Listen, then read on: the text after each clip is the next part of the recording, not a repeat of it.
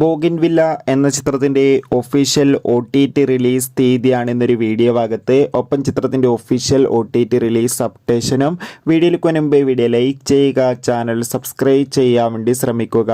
അമൽ നീരദിൻ്റെ സംവിധാനത്തിൽ ചാക്കോച്ചൻ, ഫഹദ്, ജ്യോതിർമയ് എന്നൊക്കെ പ്രധാന കഥാപാത്രങ്ങളായെത്തിയ ചിത്രമായിരുന്നു ബോഗിൻവില്ല. ചിത്രം മികച്ചൊരു വിജയമല്ല, ഒരു ആവറേജ് വിജയം മാത്രമായിരുന്നു.